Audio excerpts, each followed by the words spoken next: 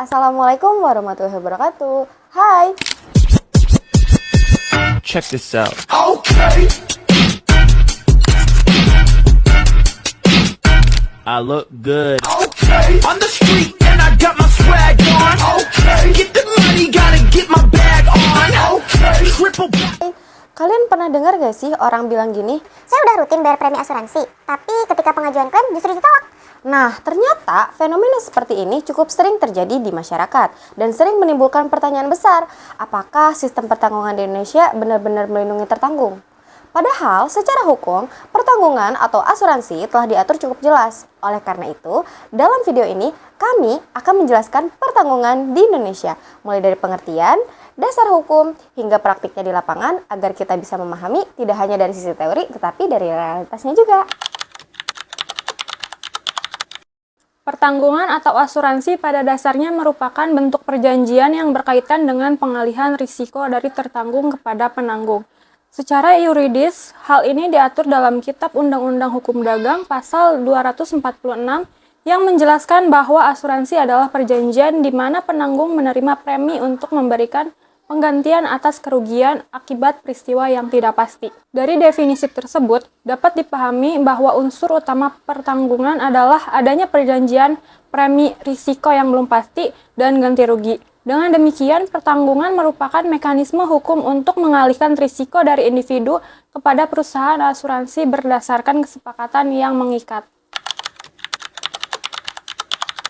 Secara hukum, pertanggungan di Indonesia memiliki dasar yang jelas. Pengaturan awal terdapat dalam KUHD yang menjadi dasar hubungan perjanjian asuransi. Kemudian diperkuat dengan Undang-Undang Nomor 40 Tahun 2014 tentang perasuransian yang mengatur secara lebih modern mengenai industri asuransi mulai dari pendirian, operasional, hingga perlindungan konsumen. Selain itu, pengawasan dilakukan oleh Otoritas Jasa Keuangan yang bertugas memastikan industri asuransi berjalan sesuai ketentuan hukum dan tetap menjaga perlindungan terhadap pemegang polis. Dengan demikian, secara normatif pertanggungan di Indonesia memiliki legal standing yang kuat.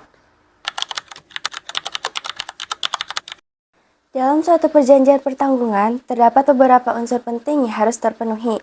Pertama, adalah para pihak, yaitu penanggung dan tertanggung. Kedua, adalah objek pertanggungan, yaitu kepentingan yang diasuransikan seperti jiwa, kesehatan, dan harta benda. Ketiga, adalah risiko yang bersifat tidak pasti. Keempat, adalah premi sebagai kewajiban tertanggung. Dan yang kelima, adalah ganti rugi dari penanggung ketika risiko benar-benar terjadi.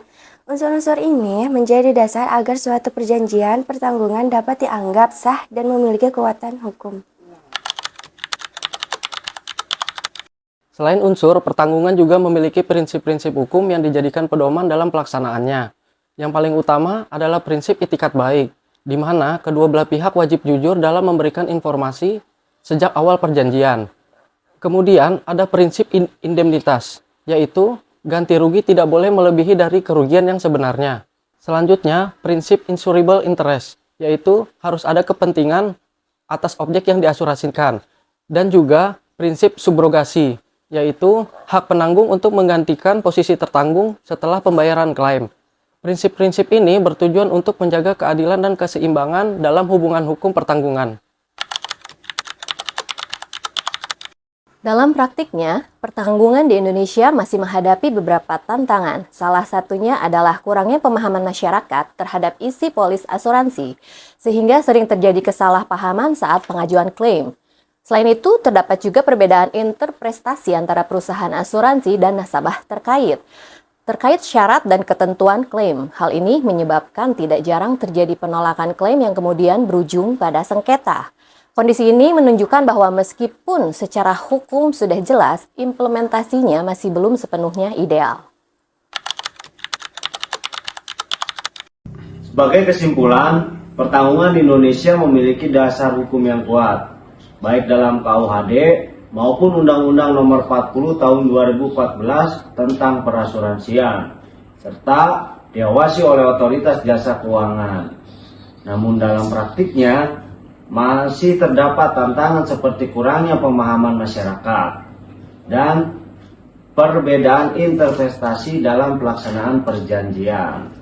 Oleh karena itu, diperlukan peningkatan literasi hukum masyarakat serta pengawasan yang lebih optimal agar tujuan pertanggungan sebagai bentuk perlindungan risiko dapat berjalan dengan baik. Demikian yang dapat kami sampaikan. Wassalamualaikum warahmatullahi wabarakatuh.